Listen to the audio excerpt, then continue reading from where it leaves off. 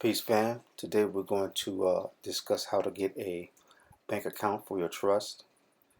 Pretty simple procedure. Just got to remember to do a few things, and we'll go into that. The advantages of having a trust account is that you can keep your personal information as a trustee private.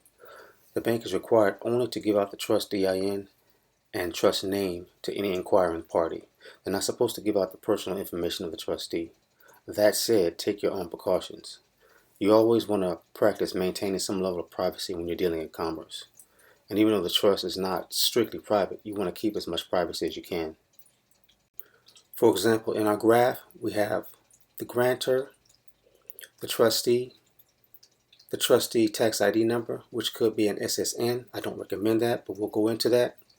We have all of these things in the semi-private side. And I call it that because banks are not supposed to give this information out to the inquiring public. But of course, once you give information to a third party, your privacy is pretty much dictated by their respect for privacy. Now, as a side note, if you're dealing with trust, you need to really have two trusts in order to really be private. You have one trust that acts as a middleman, so to speak, and another that stays totally private. If you have a private trust connected to a banking association, the hoops you have to go through to stay private, they're perpetual and enormous. It's a lot easier to just use your public trust as a conduit for your private trust. Now on the public side, we have all the information subject to inquiry from other agencies or individuals. We have the trust name, ABC Trust, the trust EIN, trust situs, we have the trustee name, trustee address, and here I strongly recommend you use a P.O. box or a drop box, etc. This is the information entities and agencies will receive upon inquiry, and you may not really care too much about privacy, but it may concern you if you need to set up a trust account because other types of accounts are a little too difficult to set up. But trust accounts are not identified by the trustee. They are not identified by this entity right here. What should happen is that the trust name and EIN are the responsible parties for the account. And even if you use your SSN as a trustee, which I would not recommend, especially if you have issues with your SSN, the trust is the holder of the funds in the account. They do not belong to the trustee. So do the math in that equation. In certain types of trusts, like revocable living trust, the grantor's social is used to identify the trust. So if you're the trustee of this type of trust, you can use the grantor's social security number, and you shouldn't have to list any type of TIN on your behalf whatsoever. But then again, the banks, sometimes they do ask for it. Now, banks claim to need their social for ID purposes, but I'll show you later why that's not exactly true. Still, the account should not be identified by the SSN or even a personal TIN you may have, tax ID number. Now, if you have a problem with your own SSN, use another TIN, one that you may have, or take a co-trustee and have them be the signatory for the account. If you do that, be sure that you are noted on the banking authorization form as the first trustee, and you have the power to remove any co-trustee from any accounts dealing with the trust. If your trust is properly worded, you can have your co-trustee as the person who will receive the debit card, and they'll be the ones that move the funds around the account.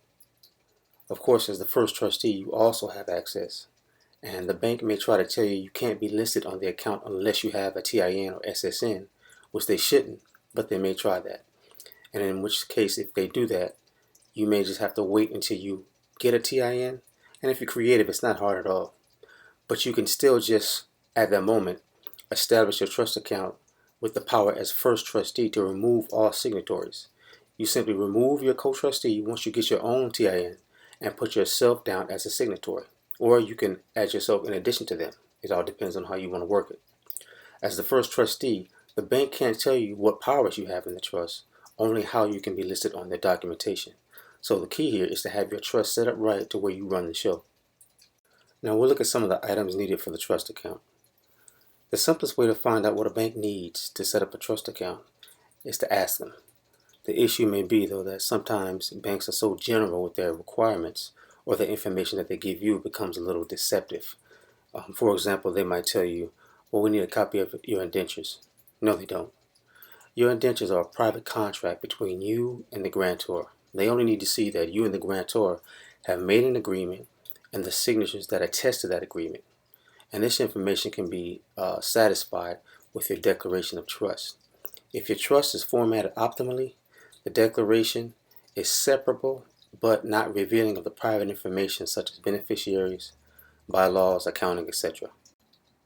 You may also need a banking authorization form and a trustee's signature page if this trustee's signature page is not already a part of your declaration of trust, meaning that you may have a declaration of trust stating your intentions of the agreement that has occurred between you and the grantor, but the signature page is not attached to this page, or it's somewhere further within the body of your indentures.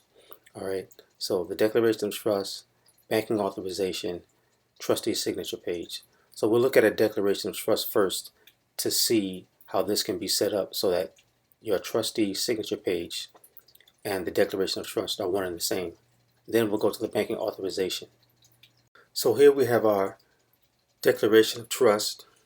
Our example is the client trust, and it's 2 pages. So this is what I'm speaking on when I say you can have the first 2 pages of your trust, which is designated as the declaration.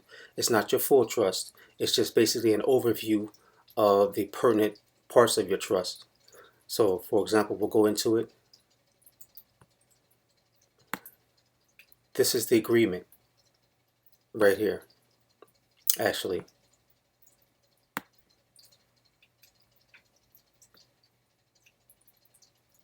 this is the agreement.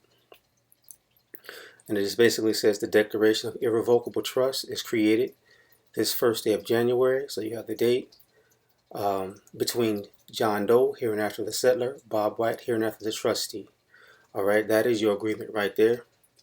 And also in this declaration, you have again an overview of some of the duties. This doesn't contain all of your trustee duties and obligations. By far it does not. Your trust will probably be 10 to 20 pages long at minimum. But this is just an overview. And in this overview, which you can present to the bank without revealing too much information. This one probably has a little bit too much information, but you could generalize it the way you need to once you learn about trust. And in further chapters, we'll talk about that. What's acceptable, what information is acceptable, and what information is not, depending on what degree of privacy you're trying to maintain. Right here in part 3, it says the trustee shall open, maintain, or close such bank accounts as necessary to receive and hold and/or purchase or sell in trust any financial property for the use and benefit of beneficiary. So that's a little more than a statement about banking, but that should give you a picture of how these declarations can serve you. So at the bottom of the declaration, we have the signature of the 2 parties, John Doe, which is the settler, and Bob White, the trustee. All right. So the trustee would be you, the settler would be whoever's the settler of your trust, and your signatures would appear on the declaration of trust. Now sometimes this entire agreement only runs 1 page when some people keep it really simple. And so at the top you'll have here, and at the bottom you'll have the signators and the notary authorization. This is missing the notary, but it's just an example. You'll have your notary notarize the bottom of the page. All right, so this is an example of the declaration of trust. Again, if you don't have this page in a declaration formatted as this will probably be somewhere within the body of your indentures, and you'll have to pull it out and copy it along with whatever instrument or whatever page has also the agreement between you and the settler. This is a banking authorization form. Now you may need it, you may not. It all depends on the bank. It all depends on how much information they feel your declaration contains, how pertinent the information in your declaration of trust is, factors like that. But this is basically an authorization that you would probably definitely need if you're taking a co-trustee, because a co-trustee may or may not be in your declaration.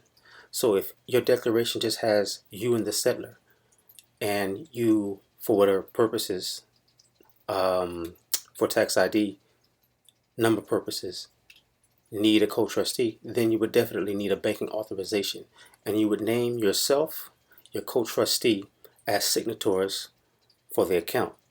Now again, your co-trustee would be the one to use their tax ID number, not you. And the bank may or may not allow you to be listed as a signator or as even someone who's involved with the account without your TIN. But that doesn't change the fact that your indentures reflect that you are the first trustee and you have the power to revoke or delegate the signatory authority to a co-trustee or even another manager. So I don't want to get too far into that. But they can tell you what you can list on their documents. They cannot tell you what you can list in your trust. So in the event that you have a co-trustee, you take the co-trustee there. The bank says, we can take the co-trustee because we're going to need a tax ID number, and you don't want to give up your tax ID number or your SSN.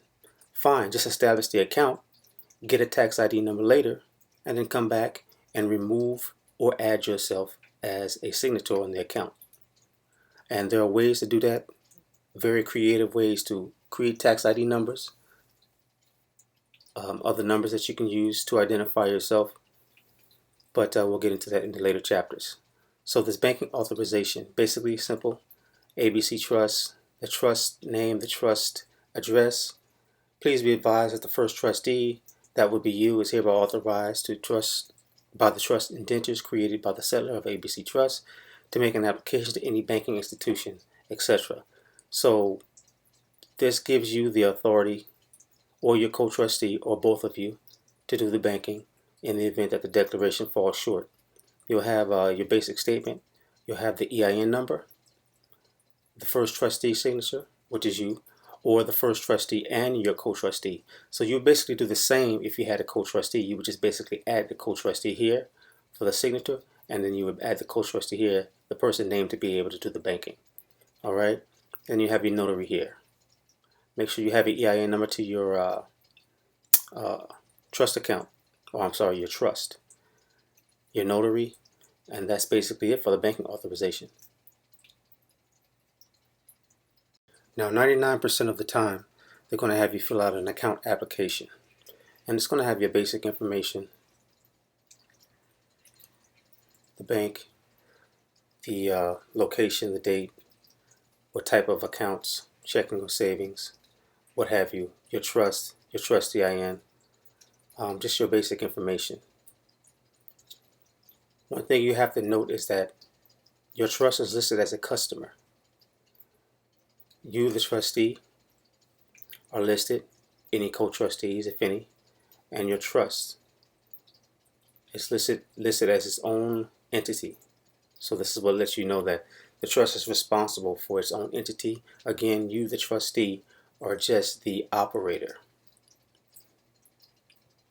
Now, I want you to take note on the second page where it says Customer 1 information, Customer 2 information, account relationship, the trust. They ask for a TIN for the trust, okay, and of course you supply that. And also for Customer 2 information, they have the trustee. Now notice they ask for a TIN. It doesn't say specifically on SSN or what have you.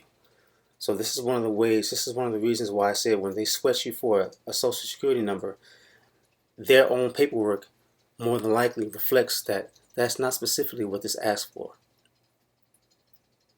But again, this is something that you have to fill out, and you want to double check it and make sure definitely that you get a copy and that everything is filled out correctly.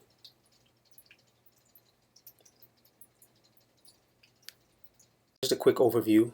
You'll need your declaration of trust, your banking authorization, your signature page of trustee from the trust agreement if it's not already in your declaration of trust, and depending upon the relationship that you develop with the bank or that you have with someone inside the bank, you can take a copy of your redacted SS4. The SS4 contains too much information to me to just hand over to the bank without it being redacted. And they may trip off that, but again, that's just something you'll have to weigh out. Don't let the bank put your name on the debit card. That's another little trick that they like to pull to have the trustee represent the account. Don't let them do that. They should put the trust name, no matter what it is, on the debit account card or the debit card. That is what should be on the card. That lets you know in full detail that the trust is responsible for the account. The trust represents the account. Do not bank with your trust at the same bank that you do your regular banking at, because they tend to merge the information. Even if you're using a different TIN or SSN that represents the trustee, they use the name and whatever other information that may be similar, and they will merge the two accounts. You don't want that, especially if you're trying to keep your trust private or have some degree of privacy. Okay, so hope this helps. Peace.